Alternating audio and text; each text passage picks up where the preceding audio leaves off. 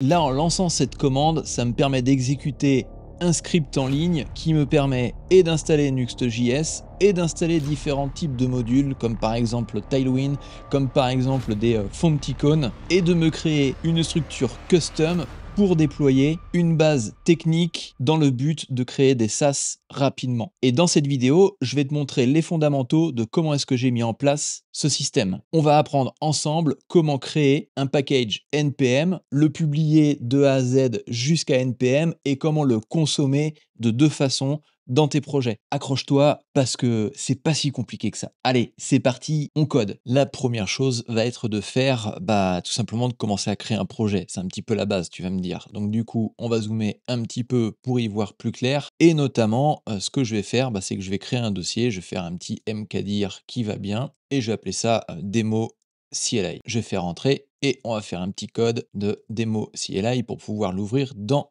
notre éditeur favori. Donc une fois qu'on a créé notre projet, eh bien on va créer une autre commande qui va commencer par faire un npm init -y. Je m'en fiche un petit peu de ce que je vais mettre dedans. L'idée, c'est pas de t'apprendre à créer un projet avec npm, c'est de te permettre de faire exactement la même chose que ce que je t'ai montré en introduction de cette vidéo. Une fois que tu as fait ça, il y a un truc extrêmement important à mettre en place. Il faut que tu cliques sur le bouton s'abonner. C'est important. Ça encourage ce type de vidéo et mon envie de te faire plein d'autres tutos. Donc on a notre projet qui est initialisé et pour le coup on va faire un petit tour dans notre package parce qu'il y a des petites choses importantes à prendre en compte. Les scripts, on va pas en avoir besoin fondamentalement, on va conserver notre nom, démo-CLI, ça va très bien.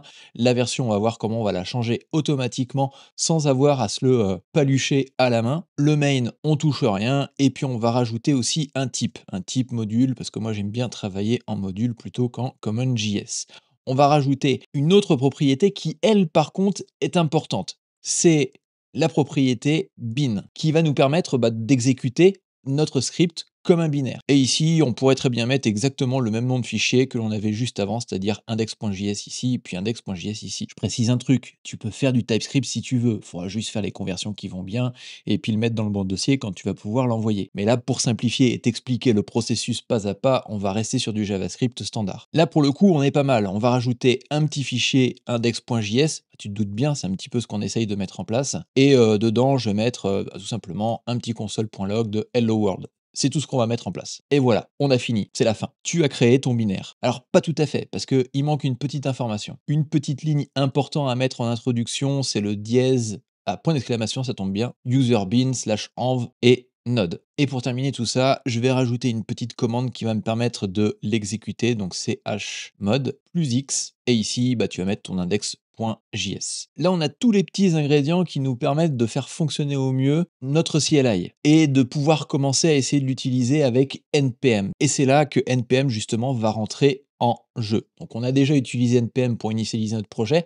Maintenant, ce que je vais faire, c'est utiliser NPM pour pouvoir l'envoyer sur un compte NPM. Je te laisserai créer ton propre compte, hein. Là, je ne vais pas te tenir par la main, hein. Je ne peux pas absolument tout faire. Par contre, tu vas avoir en fin de compte ta liste des packages dans ton profil.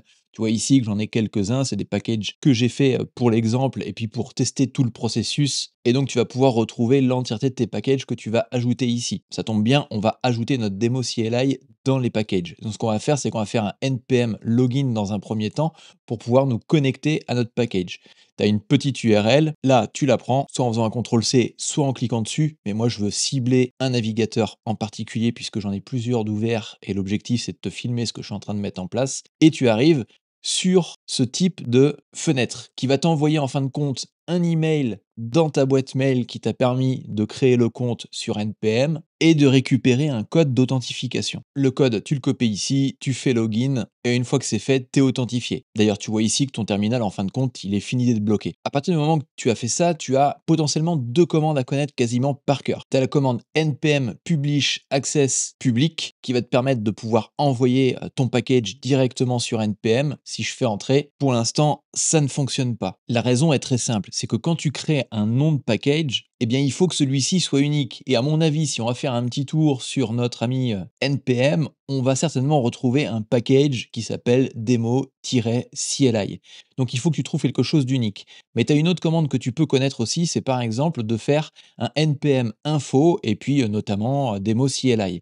Et si tu n'as pas encore et si tu n'as jamais publié ton package sur le npm et que tu trouves un résultat, ça veut dire que le nom est déjà pris. D'ailleurs, tu le vois ici, on a un démo CLI 1.0.0 qui est déjà associé à une autre personne. C'est pas nous. Donc, il va falloir changer le nom de notre package. Nous, ce qu'on va faire, c'est que on va rajouter un petit bidule derrière parce que j'ai pas envie de me tataner la tête à essayer de trouver un nom de package correct. Par souci de cohérence, ce que tu peux faire, c'est prendre ton nom de package et puis de venir l'ajouter aussi ici. Comme ça, ton nom de package, c'est aussi le nom de ta commande que tu vas pouvoir exécuter. Mais bien évidemment, tu peux choisir d'avoir des commandes différentes. Et là, on va relancer. Et magie, ça fonctionne. C'est en train de publier notre petit package. Ce qu'on va faire, c'est qu'on va aller dans le navigateur et puis on va aller voir si notre package a été ajouté à notre profil. Et pas de panique, si tu le vois pas tout de suite, ça veut dire que npm il est en train de faire son petit travail de tout ce qu'il a besoin de faire pour pouvoir lancer le package. Mais comme tu le vois ici, on a 1, 2, 3 packages, mais il en décompte déjà 4. Donc ça veut dire que notre package est en voie d'arriver sur notre profil dans pas longtemps. Voilà, je viens de rafraîchir et on a démo CLI bidule. Notre package est publié. Maintenant, imaginons que je veuille faire une petite modif. Je sais pas, imaginons que je fasse hello world, virgule, abonnez-vous à ma chaîne YouTube sur le développement web et mobile. Bon, GitHub Copilot nous a fait un petit peu n'importe quoi, on va mettre ça en forme. Voilà, je viens de faire une modification et je peux pas republier comme ça en fin de compte mon package parce qu'il va falloir augmenter la version compte tenu du fait que je viens de faire une modification. On pourrait très bien aller dans notre package et puis rajouter un petit point 1 ici. Mais là, pour le coup, ça pose un petit problème, c'est que de 1, c'est relou de le faire parce que des fois, il faut calculer, il suffit que tu sois sur une version qui soit comme celle-ci et il va falloir que tu augmentes et que tu incrémentes ce chiffre-là. Bon, personnellement, je trouve ça relou de le faire comme ça. Et puis, la deuxième raison, c'est que tu peux l'automatiser plus tard. Et pour ça, ça tombe bien, il y a une commande qui s'appelle npm version patch. Et si je fais entrer, eh bien, tu vois qu'on est venu incrémenter notre package automatiquement. Ça veut dire que si demain tu veux le faire automatiquement sur un autre serveur ou par exemple avec un GitHub Action, eh bien tu pourras le faire. Et là, ce qu'on va faire, c'est qu'on va publier notre nouvelle version sur notre repo, enfin sur notre gestionnaire de package npm. Et notamment, on va refaire un npm publish-access public et on fait entrer. À partir de là, on voit que notre version a été ajoutée et si on va faire un petit tour dans notre navigateur, qu'on fait un petit refresh, on voit qu'on a bien la version 1.0.1. Maintenant, comment est-ce qu'on va consommer ce système-là? Tu as deux façons de le faire. Et d'ailleurs, si tu vas sur ton package directement, tu vas voir que tu peux faire un npm install demo-cli-bidule. Donc ça, concrètement, tu peux faire un copier de cette commande-là et tu peux aller dans ton terminal. Par exemple, ici, on va faire un mkdir projet-bidule, cd projet-bidule. Ici, on va initialiser un projet, npm init-y pour tout forcer à oui. Et là, on peut faire un npm install de démo bidule. Et ça vient ajouter démo bidule dans notre projet. Ici, si je fais un petit ls, je me retrouve avec mon package.json ici. Je me retrouve avec ma liste de des modules. Et si je fais un cat de package.json, eh bien, je me retrouve avec ma dépendance bidule qui a été ajoutée. Mais nous, c'est pas ce qu'on veut faire. On veut exécuter directement cette commande dans notre terminal. Et pour ça, tu vas pouvoir faire un npx du nom du package. J'ai la flemme de l'écrire. Du coup, on va faire un CTRL-C et un CTRL-V. Attention, je copie le nom du module, mais ce qui est important, c'est de copier le nom du binaire. Je vais faire entrer. Il va me poser une petite question, me dire est-ce que je veux utiliser la version 1.0.1 ? Bien évidemment que je veux. Donc du coup, je vais faire yes. Et là, magie, il me dit que il faut absolument que tu t'abonnes à cette chaîne YouTube. C'est important, il vient de le dire, c'est marqué ici. Voilà, donc maintenant si tu veux faire une nouvelle modification, c'est très simple. Ce qui va se passer, c'est que par exemple, on va supprimer cette phrase-là et on va dire like la vidéo et abonne-toi. Et si tu as bien retenu le processus, il devient très très simple. On va pouvoir faire un petit patch parce qu'on va augmenter et incrémenter notre version. Et tu vois qu'il y en a plein d'autres, hein. Tu as major, minor, patch, et notamment patch, ça va incrémenter ta version pour la dernière unité. Ensuite, quand tu vas faire un mineur, eh bien, ça va incrémenter cette valeur au niveau de ta version. Et quand tu vas faire un majeur, tu t'en douteras bien, ça sera cette partie-ci. Bon, nous, on va rester sur du patch puisque c'est une toute petite version et ça n'a pas beaucoup d'impact sur notre code. Donc, je vais faire hop, entrée et tu vois qu'automatiquement, je suis passé à la version 1.0.1. 0.2. Et pour le coup, j'ai plus qu'à publier. Allez, c'est parti, on republie.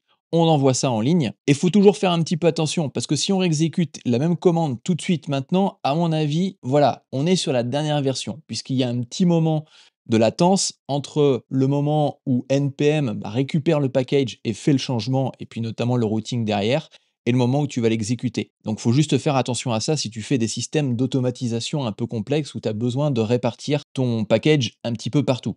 Là, ça devrait être bon. Donc pour le coup, on va pouvoir relancer notre CLI et tu vois que, eh bien, il va nous proposer la nouvelle version 1.0.2 et je fais rentrer et effectivement, notre modification a bien été effectuée parce que là, il te demande de liker la vidéo. Là, dans le cadre de cette vidéo, il n'y a pas trop de code à avoir, c'est des manipulations relativement simples. Donc, je te déposerai pas le code dans mon canal Telegram. Mais par contre, tu peux le rejoindre. Ça, c'est quelque chose que tu as le droit de faire. Parce que dedans, je te partage pas mal de ressources et je te documente la création d'un SaaS en même temps, où on utilise absolument tout ce que tu es en train de voir dans cette vidéo. Notamment par l'intermédiaire de ce repo où j'ai créé un CLI un peu plus complexe pour que tu puisses te faire la main. Et voilà, on a fini. C'était simple quand même. Il n'y a plus qu'à s'abonner. Il n'y a plus qu'à potentiellement partager la vidéo à un autre dev qui a envie de progresser. Parce que plus il y aura de partage, plus il y aura de meilleurs devs sur la Terre. Et ça, c'est important. Plein de bébés devs absolument partout dans le monde qui ont appris à utiliser NPM. Enfin, allez, trêve de plaisanterie, retourne coder.